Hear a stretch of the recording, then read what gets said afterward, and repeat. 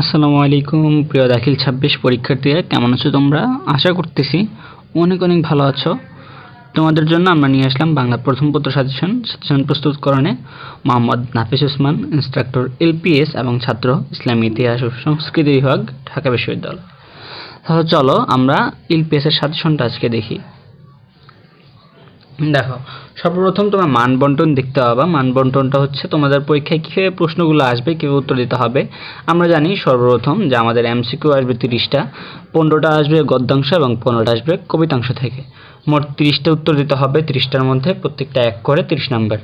এবং খ নাম্বারে আমরা জানি সৃজনশীল প্রশ্ন, যেখানে গদ্যাংশ থেকে আসবে 4টি এবং কবিতাংশ থেকে আসবে 4টি, মোট 8টি। কিন্তু তোমাদের 5টি অ্যান্সার করতে হবে। এখন 5টি কি তোমরা ওই যে 4টা গদ্যাংশ থেকে 4টা আসে 4টাই দিতে পারবা না, প্রত্যেকটা থেকে সর্বোচ্চ 3টা এবং সর্বনিম্ন তোমাকে 2টা দিতেই হবে। দেখছো, গদ্যাংশ থেকে 2টা এবং কবিতাংশ থেকে 2টা, সর্বনিম্ন যেহেতু 2টা দিতে হবে, তাহলে 2টা পার্ট থেকে 4টা দিলা, বাকি একটা তুমি যে কোনো পার্ট, এই 2টা পার্ট থেকে যে কোনো একটা পার্ট থেকেই দিতে পারবা। এখন দেখো, সবার শেষে যেটা নতুন যুক্ত হয়েছে সেটা হচ্ছে সংক্ষিপ্ত প্রশ্ন। আগে ছিল না, আগে এই 20 নাম্বারও কিন্তু সৃজনশীলের অন্তর্ভুক্ত ছিল, 7টা সৃজনশীল দেওয়া লাগতো। কিন্তু এবার সৃজনশীল 5টা আর হচ্ছে তোমাদের 10টা সংক্ষিপ্ত প্রশ্ন দিতে হবে। 15টা থাকবে, গদ্যাংশ থেকে 8টি এবং কবিতাংশ থেকে 7টি। তোমরা যে কোনো জায়গা থেকে মোট 10টি দিতে পারবা। ঠিক আছে, এখন চলো আমরা মূল সাজেশনে চলে যাই। দেখো, গদ্যাংশ থেকে আমাদের মোট অধ্যায় আছে হচ্ছে 9টি অধ্যায় তোমাদেরকে দেওয়া হয়েছে। সর্বপ্রথম তোমরা যেটা দেখবা, 5 স্টার যেগুলো আছে এগুলো তোমরা পড়বা।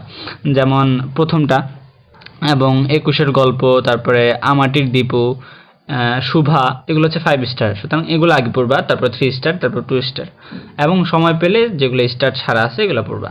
ঠিক আছে, এবং সেম কবিতাংশের মধ্যে তোমাদেরকে 8টা অধ্যায় দেওয়া হয়েছে। 8টার মধ্যে দেখো 5 স্টার দেওয়া আছে অনেকগুলোই। এই 5 স্টারগুলো আগে পড়বা, দেন 4 স্টার, 3 স্টার, পরে হচ্ছে 2 স্টার, 1 স্টার বা স্টার ছাড়া এগুলো পড়বা। এখন চলো আমরা মূল যে সাজেশনটা আছে ওইখানে যাই।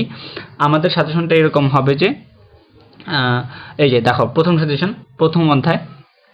এই প্রথম অধ্যায়ের মধ্যে তোমাদের মূল পার্টগুলো জাস্ট দেওয়া আছে, কোনগুলো তোমাদের পড়তে হবে, বাকি কোনো কিছু পড়ার দরকার নেই।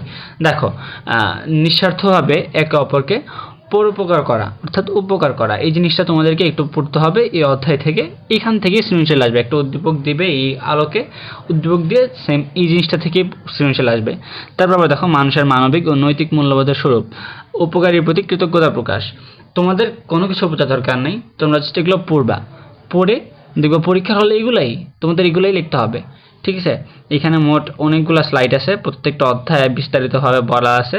প্রত্যেকটা অধ্যায় থেকে জাস্ট এই পার্টগুলো পড়লে ইনশাআল্লাহ তোমাদের পরীক্ষায় কেমন চলে আসবে। পিডিএফ ফাইলটা ডেসক্রিপশন বক্স এবং পিন কমেন্টে দেওয়া থাকবে। সবাইকে শুভকামনা। আসসালামু আলাইকুম।